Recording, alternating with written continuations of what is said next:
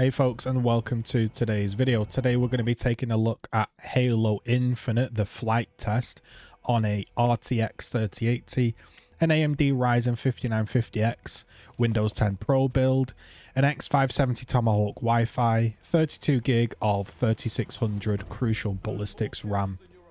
And we're going to be having a look at how it performs, its smoothness and its frame times, its usage, and just generally have a little chat about the game itself. Now, coming up at the end of this gameplay, roughly about 6 minutes in, there'll be a time stamp in the description and in the little player bar. You'll sort of see a more detailed analysis where I'll break down some graphs and charts. So if numbers are more your thing and you're only interested in the digits, feel free to jump ahead. Now, this video isn't going to be a Halo Infinite impression video. This is purely for benchmarking reasons. For me, the game really didn't run that well. It was quite disappointing to play and quite unenjoyable. Now, what you're going to be watching is 1440p, 60 FPS footage, and it's going to look really nice.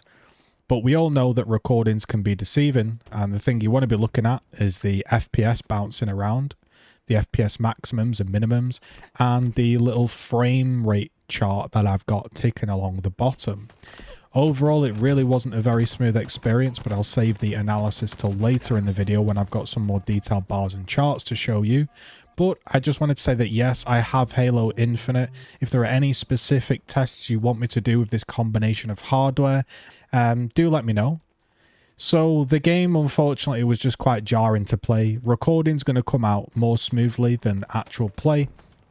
But yes, sadly, Halo Infinite was a bit of a disappointment to play from a performance standpoint. I hope this video is useful to you. If it is, give a like and a comment, and consider subscribing to support a smaller channel as myself and help it grow. This is a benchmark for Halo Infinite. Thanks for tuning in, and there will be a breakdown at the end. Peace.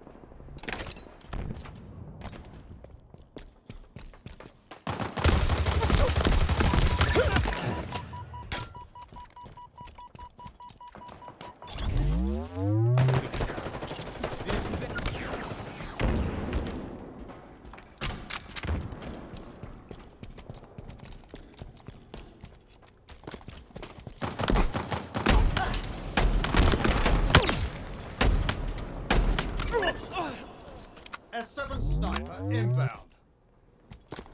Enemies hurt. My back. S7 sniper failed.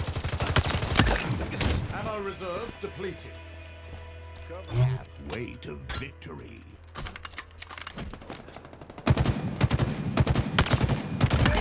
Killing spree.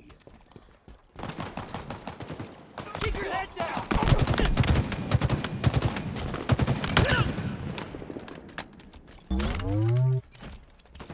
Enemies on me.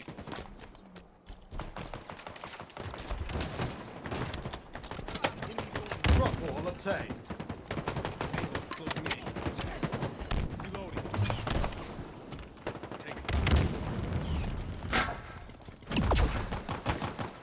Over there. Hostiles in sight. Enemies on me. Overshield inbound. Reloading.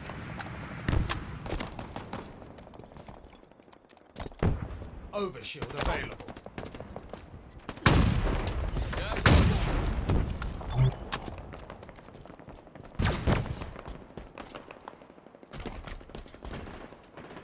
Take cover, Spartan.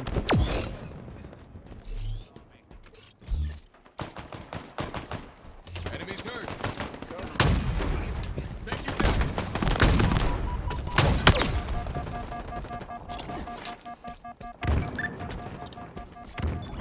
Grab the drop wall. Drop wall deployed.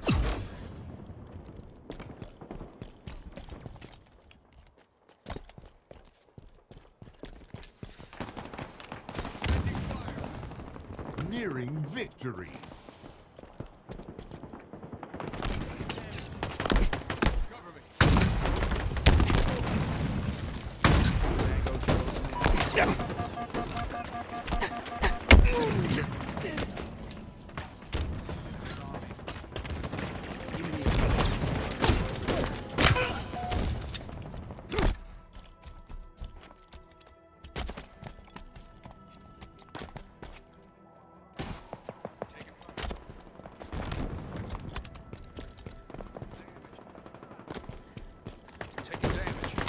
Closing in.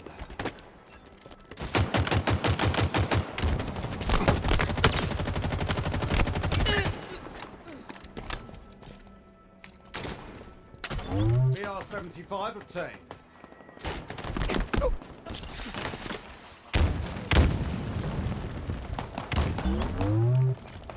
Taking damage.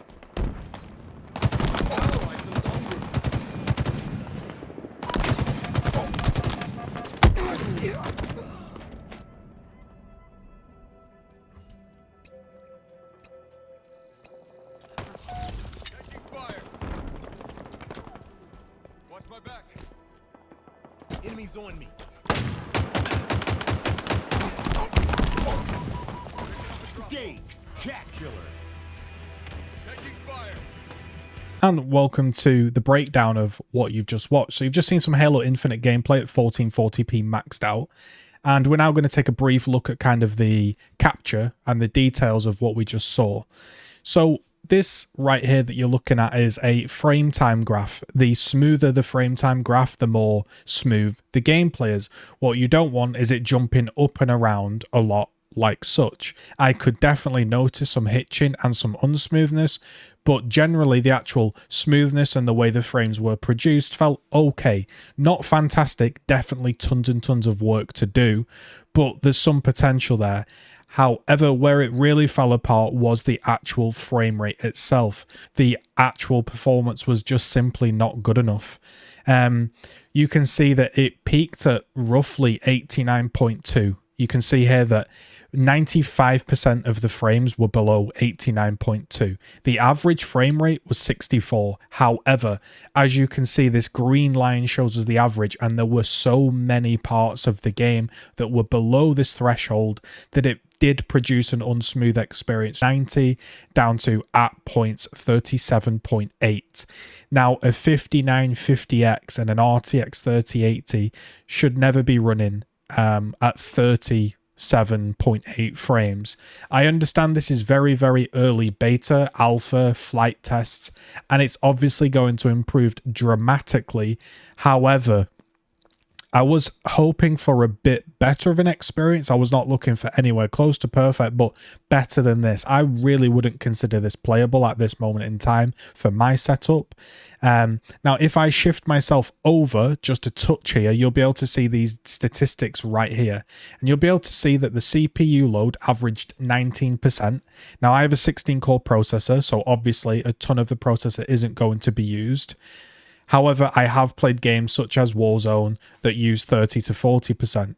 The max threshold that it actually did was 82%. You can see that it clocked to 4.8, and I know my chip will comfortably go to 5, so it wasn't fully boosting. The GPU itself wasn't boosting to 2000, which I know it can do, and the GPU usage was literally chilling at like 50-60%. You can see that the average was 59%. This is not obviously right. It's using half my graphics card, which clearly there's a lot more headroom for it to go. And yeah, that was kind of the analysis. Now, if just for some comparison, if you want to have a look, if I shift it over into the comparison tab and I drag in Halo and I say drag in a 16-core run of Call of Duty Modern Warfare, and then we go to the analysis, but we're going to be averaging 60 frames, whereas a game like Warzone for me was averaging 160. So currently Warzone on my system is running almost 3 times as well, and we all know that Warzone doesn't run that well. The minimums, again, much lower, 37 compared to 105. And I'm just showing you this just to give you a little bit of an example of how the two compare, because I know that's a game that people commonly play. So yes, this is very, very early days for Halo Infinite, but they've got a long way to come for their performance, because currently, I will be honest, I didn't enjoy the experience playing it, and it was difficult to judge the game and how it flowed and how it felt when it was so jarringly basically lacking in the performance department. So hopefully they can work on that during this sort of period. I've tried 1080p, I tried a bit of 4K to try boost up that graphics sort of usage, or lowering the usage from ultra to low. However, it's kind of one of those games that you would call unoptimized, and rightly so. We're very, very early days, but changing the graphics, changing the resolutions didn't really make too much difference with my setup, and this was roughly the performance that I was getting, and I wanted to share it with you folks at home. If this was useful and you enjoyed this, leave a like, leave a comment, consider subscribing, and we'll catch you when next time I'll probably be giving some early impressions of the game Halo Infinite.